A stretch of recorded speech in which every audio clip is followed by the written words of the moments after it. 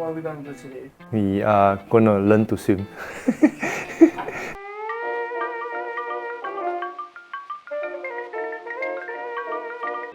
So hi guys, welcome back to the channel.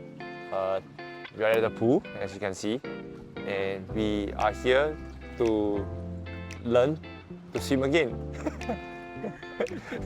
Because triathletes cannot swim. What are you gonna teach the audience today? So the 4 drills that we're going to show you today is basically scull drill, single arm scull drill. I'm going to show you what I do, and also I give you a regressed one for those that are not very proficient in that drill.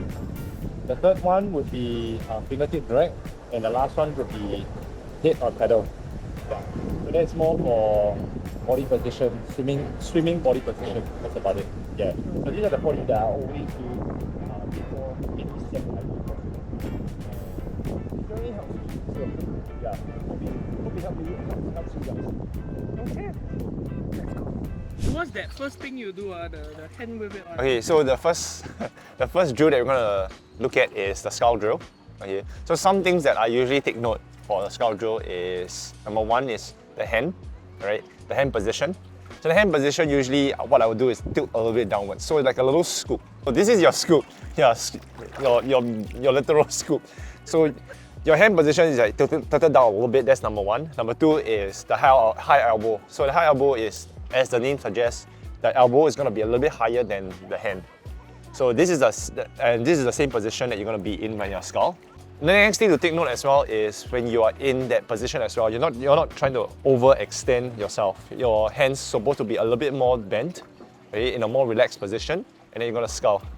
And then the figure that you're going to scull is usually the figure 8, the movement. So it's going to be out and in like this. So on land, you're going to look something like this, and then you're just going to scull out and in like this. Okay? So generally what you are going to feel is a little bit more of your lats, shoulders, and also a bit of the chest. Okay? What I like to recommend people, especially people who don't have a very good feel of water, is to play around with the hand position. So maybe sometimes you can put your hands out just to feel which muscle is working more. Good position of that scull, but with an extended arm.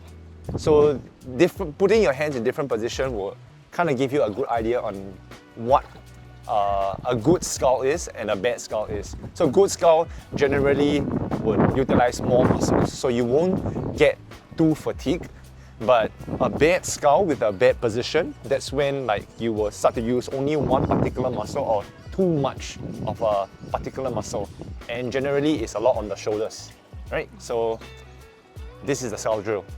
So the second drill is like an upgrade. When you get better into the scull drill, now it's like a single arm scull drill. So incorporating a little bit more of the single arm scull drill is also with that initial catch and pull. So what I usually like to do is same position with the high elbow catch, the hands a little bit more tilted down, and then gonna scull. So every maybe 3 to 4 sculls, and then what I'll do is just follow through with a pull, together with that rotation like this. So it kind of gives you a little bit of an idea on how that catch and pull, that initial catch and pull phase of that freestyle that you are doing, it works for me. And also this is more, I would say, it might tilt you off a little bit because of the balancing of the body and stuff like this. But a good regress drill from this is probably using a buoy. So buoy like this. Alright, so bring it like this, and then you scull. I think this way is better, huh? So you're gonna pull buoy on the right side, so you're gonna scull on the left, and then you're gonna do a full. So once you scull, maybe 1, 2, 3, and then you're gonna pull. You're gonna do a full pull, and then you're gonna come back. You can either recover from the top or you can recover from the bottom. It's up to you, it doesn't really matter much. So, the one thing I forget as well for the double arm scull drill is the buoy. So for me, usually I like to use the buoy so that I can just forget about kicking. It gives you a bit more buoyancy and a bit more control so that you can focus on the drill a little bit more. So it's a little bit easier on you when you're swimming. Because if you have too many things to follow, when the you have to focus on the body position, you're not very proficient in the drill, you need to focus on, what muscle you're using and all kinds of things. There's too many things happening, and then, yeah, that's when you kind of miss out on the more important stuff, which is actually the drill that you are doing. Alright, so that's one tip for people who are wanting to be more proficient in the drill as well. Okay. Next drill. So the third drill that we're going to do is fingertip drag. This is personally one of my favorite because I have a very high, I would say, what do you call this? What do you call? Wingspan. Yeah, no. Thread. Wingspan is this one. No. But no. On the recovery, from the recovery phase of my freestyle, okay, my hand tends to be a little bit on the higher side, as you can see from some of the footages when I swim. It's just my way of swimming, but I still get to have a good entry, my fingertips entering first, so that's still okay. But there are some people who are having a high entry, and what happens is like they are not very conscious about it, and then elbow goes in first. So this fingertip drag actually forces you to have the high elbow, so that when you enter the water, it's a bit easier on you as well. I would say when you enter the water, immediately fingertips are already the first thing that's going to enter the water, and it allows you to have that, that high elbow catch as well. So it's a lot easier for you. So fingertip drag, what I like to do is not only the fingertip is dragging like on the surface of the water, but also closer to the body as well. Alright? So it's gonna look something on the surface. It's gonna look something just like this, and then it's just gonna enter, and then you catch. Yeah. The fingertip drag also kind of, I would say, put your body in a better position. Also because it's with the body, like flowing with the body, and also with the high elbow catch as well, which is, I mean, what everyone wants, the scoop. You want a scoop of swimming. I don't know what the scoop is, but yeah, they want a scoop. So that's the third drill that I would always do when I'm swimming. Hey, the mic don't shoot. Yeah, shit, the mic.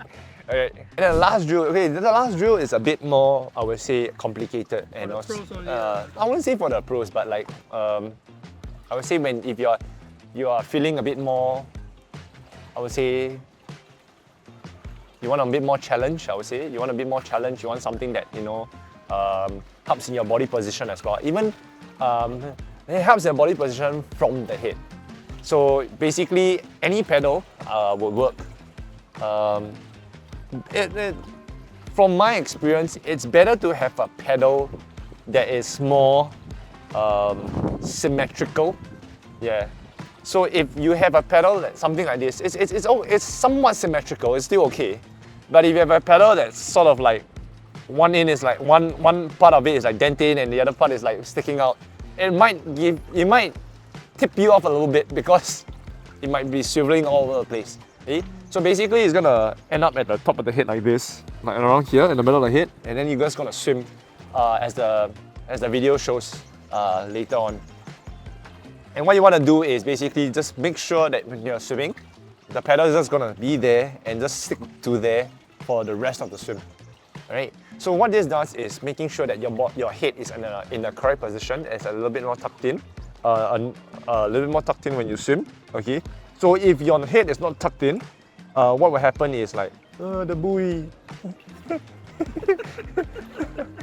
If your head is not tucked in and it's just sticking out like this, the pedal will just go straight up like this, and it goes off your head.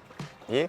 And what this suggests as well is like when you are sticking your neck out like this, naturally your body position will be a little bit, you'll start sinking, and you turn into like a little banana.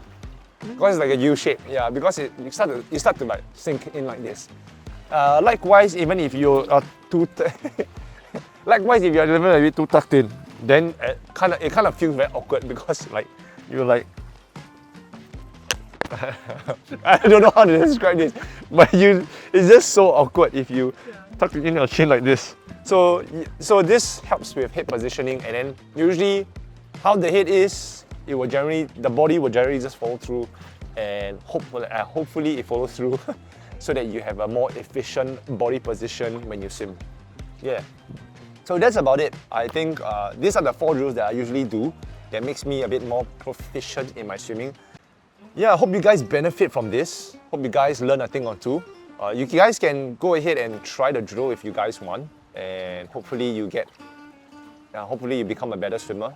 Yeah, rather than triathlon swimmer.